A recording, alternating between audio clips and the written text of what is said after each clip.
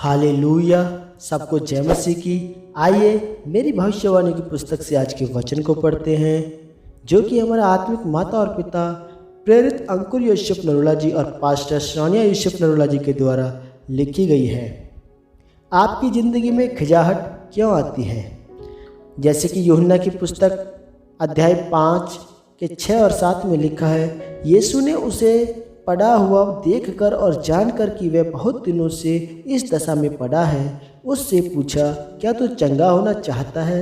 उस बीमार ने उसको उत्तर दिया कि हे प्रभु, मेरे पास कोई मनुष्य नहीं कि जब पानी हिलाया जाए तो मुझे कुंड में उतारे, परंतु मेरे पहुँचते पहुँचते दूसरा मुझसे पहले उतर पड़ता है। मेरे प्रियो, कुछ लोगों की ज़िंदगी में बहुत दुख और खिंचाहट होती है और कोई उनकी मदद करने वाला भी नहीं होता। फिर वह बोलते हैं कि हमारे साथ ऐसा क्यों हो रहा है। खिंचाहट आपकी ज़िंदगी में तब आती है जब पाप आपके जीवन में आता है। बाइबल में जब हम 38 साल के रोगी के बारे में पढ़ते हैं तो हम देखते हैं कि वह 38 साल का रोगी जो खाट पर लेटा हुआ था और प्रभु यीशु मसीह ने उससे कहा कि क्या तू चंगा होना चाहता है? उसने कहा, हाँ मैं होना चाहता हूँ, पर मेरे पास कोई व्यक्ति नहीं है जो मुझे पानी में उतार सके जब स्वर्गदूत पानी को हिलाते हैं। मेरे प्रियो, सोचो, उसका कोई रिश्तेदार भी नहीं था, सबने उसको छोड़ दिया था, उसके पास कोई भी नहीं था जो उसे पानी में उतारे, क्योंकि उसकी बीमारी का कारण पाप था। इसलिए उसके अंदर एक खिंचाहट थी कि कोई भी मेरा साथ देने वाला नहीं है। पर उसको यह मालूम नहीं था कि उसकी बीमारी का कारण पाप है। फिर जब प्रभु यीशु मसीह ने उसको चंगा किया तो बोला कि अब तू फिर से पाप न करना, कहीं ऐसा ना हो कि फिर इससे भी भारी मुसीबत तेरे ऊपर आए।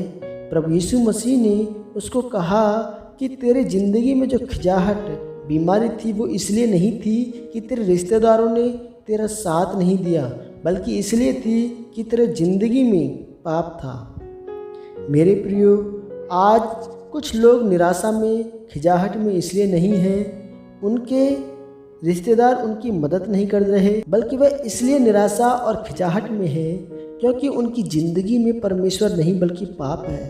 पर लोग इस बात को नहीं समझते और हमेशा खिंचाहट में रहते हैं कि मेरे रिश्तेदार मेरी मदद क्यों नहीं करते, परमेश्वर मुझे इस खिंचाहट बीमारी से बाहर क्यों नहीं निकाल रहा, और फिर वह परमेश्वर से दूर हो जाते हैं। पर जो पाप उनकी ज़िंदगी में है वह उसको दूर नहीं करते। इसलिए याद रखें, आज जो खिंचाहट, दुख, बीमारी, तकलीफ़ आपके जीवन में है वह किसी और वजह से नहीं बल्कि आपके पाप के कारण आपके जीवन में है। इसलिए अगर आप चाहते हैं कि आपकी वो खिंचाहट, दुख, बीमारी आपके जीवन से ख़त्म हो तो परमेश्वर और अपने रिश्तेदारों को गलत न बोलें, फिर आप इन सब चीज़ों से आज़ाद हो जाओगे। परमेश्वर आपको इस वचन के द्वारा आशीषित करे। आमीन। यह घोषणा प्रेरित जी के द्वारा आपके लिए की गई है। सर्वशक्तिमान परमेश्वर के नाम में मैं घोषणा करता हूँ कि इस वचन को पढ़ने और सुनने वाले लोग अपने पाप को छोड़ें और परमेश्वर के कामों को करें। यह अपने दुखों, बीमारियों और खिंचाहट